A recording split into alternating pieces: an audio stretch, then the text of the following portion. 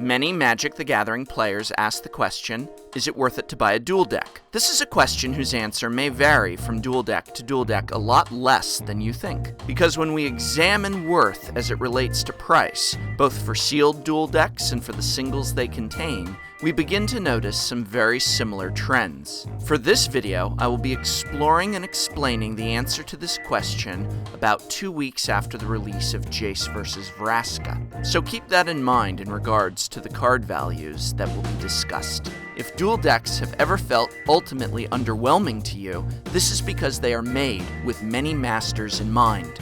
A dual deck seeks to please collectors, to be financially worthwhile, to be of interest to constructed players, both in standard, modern, and other eternal formats, to be fun for dual deck enthusiasts, to be accessible by new players, but also good practice for more experienced players as well. All of this can have an oversaturating effect on the definition and direction of the product. Ultimately, knowing your needs and wants as a player or collector will determine the true value of a dual deck to you. A dual deck contains the following contents.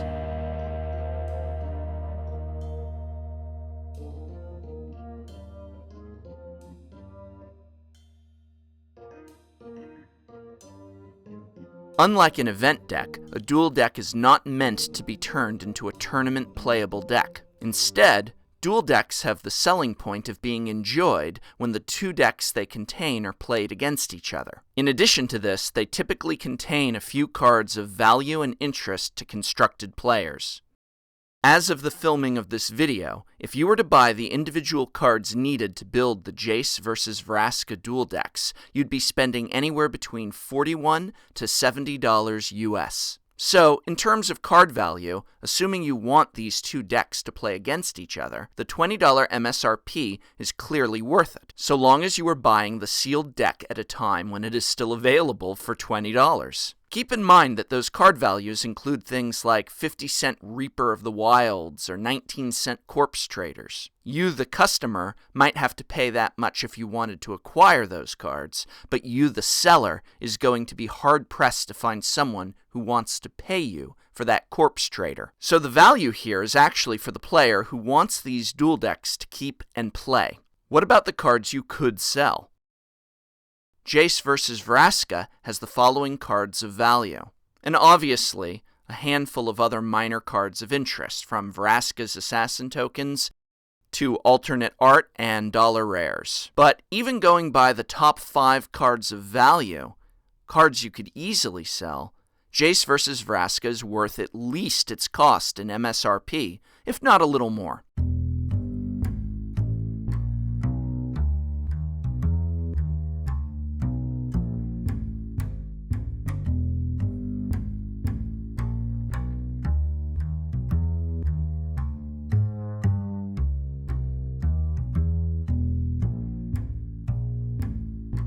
Quite frankly, you could buy this dual deck for $20, sell those 5 cards and have your money back, and have received the other 115 cards essentially for free.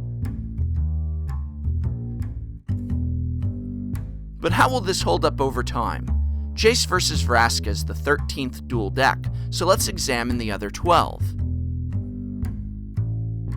Looking at the cost to buy all the singles within dual decks, as well as the cost to buy older sets factory sealed, one thing becomes very clear. They don't go down in value. For example, Elves vs. Goblins, buying singles at their low cost would still be about $33. Now that's far better than the $200 price tag on one of the few remaining factory sealed boxes still floating about.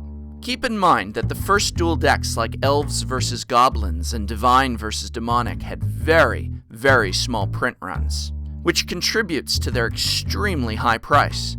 I know a lot of players are dual deck enthusiasts, and if any are watching that do not already own some of the older and now extremely expensive dual decks, then I would point to the fact that buying the cards individually and assembling the deck yourself can be done for a much more reasonable price. If you're going to splurge on Divine vs. Demonic, don't spend $150 to buy a sealed one when you can just spend $53 to buy the singles you need. But what overall pattern are we seeing here?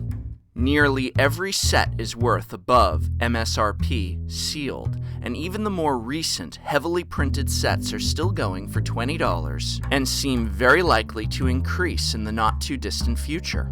But take a look at these sets just in terms of the top 5 cards of value. Even the more recent sets have about $20 of value in just the top 5 cards. Even a more underwhelming set like Venser vs. Koth is just $1 shy of the MSRP for these 5 cards. And everything points towards these values going up, not down. So I think it is safe to say that from a financial standpoint, you are highly, highly unlikely to lose your money if you purchase at the MSRP of $20. It also seems very clear that anyone wanting to buy one of the older sets for the purposes of playing the decks would do better to take the deck lists and buy the individual cards. So, from a financial standpoint, dual decks are typically worth it, assuming they can be purchased at MSRP. Whether you leave yours unopened in hopes of a profitable resale 2 to 3 years later, or open your decks to play with and possibly use or sell the top cards of value, it seems highly unlikely that you'd end up losing any money. But dual decks have other value, namely their playability. This will be a more subjective factor, obviously, but there's a few ways to examine the possible benefits from actually playing the decks.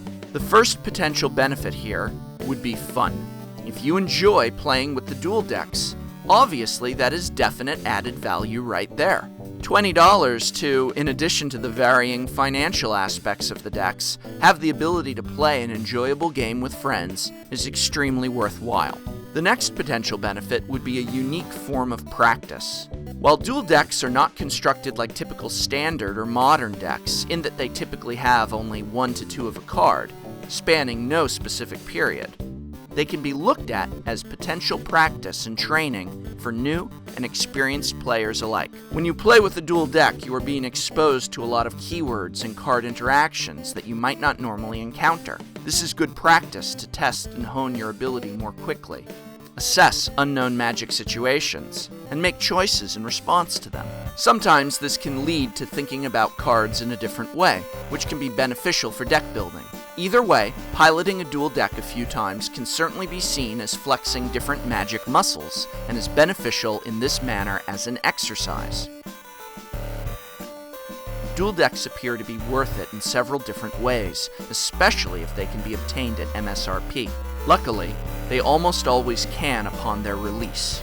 I hope this examination has been helpful.